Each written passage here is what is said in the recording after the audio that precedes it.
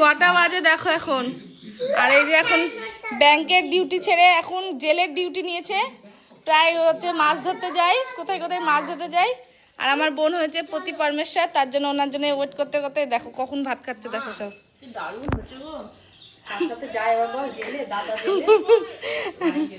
কিরে এত দেরি করে সব খাচ্ছ? কৃষ্ণ কোথায় গেছিলাম মাছ ধরতে? একটা মাছ পেয়েছো? একদিনও পাও না, একটা পুটিও পায় না, একদিনও পায় না। রুই ধরতে গিয়ে তুমি পানো পুটি।